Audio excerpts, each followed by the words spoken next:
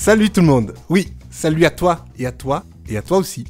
Toi là-bas qui m'écoute depuis 2 saisons de ce podcast. Voici un épisode spécial, particulier pour toi, pour commencer cette nouvelle saison. Un épisode où je voudrais te demander comment tu vas. Si tu as passé un bon week-end, si tu as passé un bon été, si tout va pour le mieux dans ta vie, autour de toi, malgré cette pandémie en cours. Voici donc un épisode spécial pour toi, auditrice et auditeur si spécial. Toi qui m'as écrit, par exemple, durant cet été pour me dire merci du fond du cœur. Toi qui m'as encouragé à continuer. Toi qui me demandais aussi s'il y aurait une 3e saison. Toi qui m'as envoyé des suggestions pour des sujets, pour des épisodes futurs. Toi aussi qui m'as proposé ton aide pour coécrire ces sujets. Et puis toi et surtout elle qui m'avait envoyé des questions. Des questions si simples mais pourtant si difficiles. Des questions dont j'ai choisi de partager les réponses avec tous les amis du Sankofa, histoire de se connaître un peu plus. Alors Mina, première question, tu voulais savoir quel est mon roman préféré. Eh bien, comme la plupart des gens, je suis assez incapable de répondre par un seul livre. Alors je me permets d'en choisir 2. Le premier, rapidement, c'est Le Code de vie du primitif. Sagesse africaine selon IFA. Fabuleux livre du feu docteur Basile Adjou-Moumouni, un indispensable pour tout Africain, pour se découvrir ou se redécouvrir par rapport à l'autre.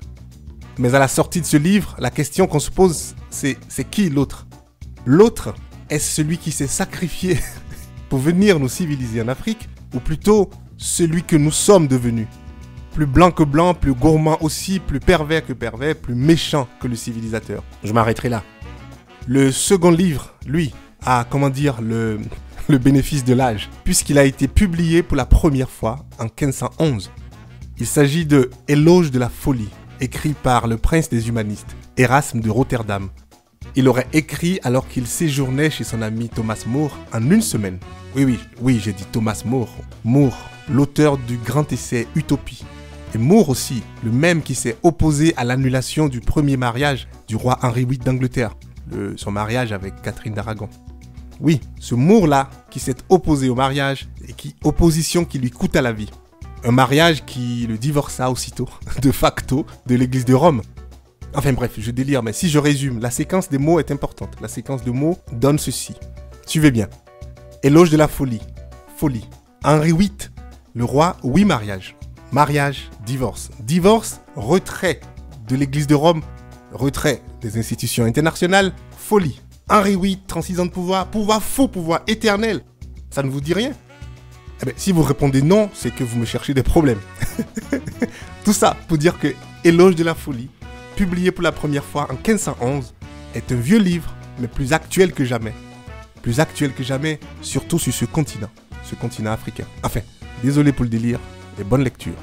Deuxième question, je délire un peu. Deuxième question, Jean-René. Jean-René, tu me demandais de résumer en un mot ce que m'a apporté ce podcast. Alors c'est une réponse simple, directe, qui m'a sauté à l'esprit tout de suite en lisant ton mail. Presque évidente, c'est le mot appartenance.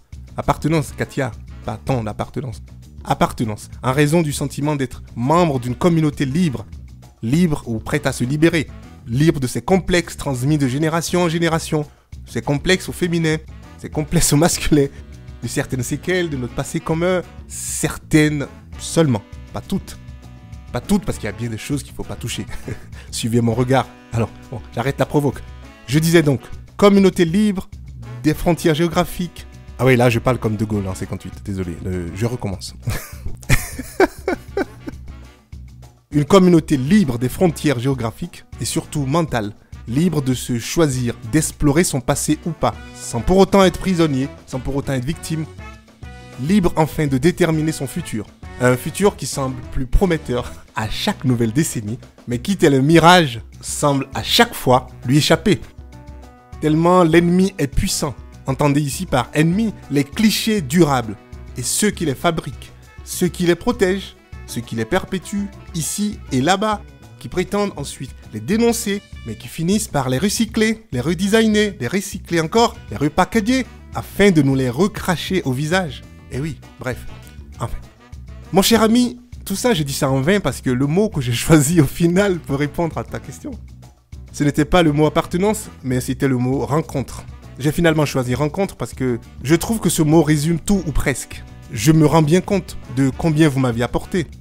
Des rencontres virtuelles avec plus de 200 000 téléchargements uniques, dont les 3/4 sur la version française bien sûr. Des rencontres incroyables de toutes sortes, celles qui se sont concrétisées par exemple par une écriture à 4 mains d'un épisode, celles qui ont été déçues, malheureusement, je suis désolé, et enfin, celle majuscule et marquante. La rencontre avec Sandy Abnafrica en fait partie. Un concentré d'énergie, Sandy. Mais aussi, plus récemment, cet été, la rencontre avec Elisa Prosperity, que vous entendrez cette saison. Elisa qui m'a invité à intervenir dans son cours d'histoire africaine au sein de son université dans le Massachusetts, aux États-Unis. Salut Elisa, welcome. Ok, ces rencontres, j'aurais voulu les citer toutes ici, mais c'est impossible. Je me permets juste de parler de quelques-unes. Virginie Lombé, la Brazzavilloise à la passion contagieuse. Olivier Tsakaka, un prince africain et français au Québec. Aïssatou du podcast Powerful African Women. Oui, t'es powerful, ma sœur. Roselyne Chiari, à la fois une grande fan du podcast et une petite main du quiz d'été sur l'histoire africaine. Et enfin, une africaine passionnée, Ludivine de l'équipe Afro Initiative. Enfin, je m'arrête là, mais il y en a plein d'autres que je pourrais citer dans les épisodes futurs. C'est donc autour de ce mot de rencontre que s'organiseront les sujets de cette 3e saison.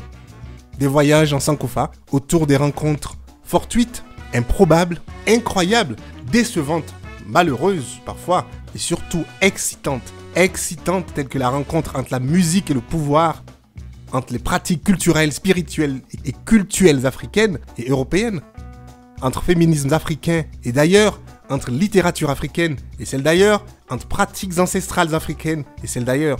Le tout, bien entendu, sur fond d'histoire. Ce thème de rencontre sera poussé encore plus loin sous la forme d'un nouveau type d'épisode au format un peu spécial de temps à autre.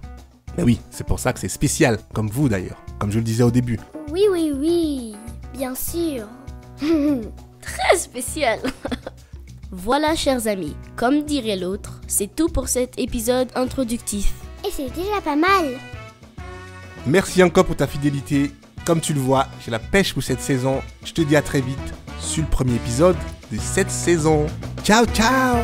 Goodbye. Merci beaucoup. Bye.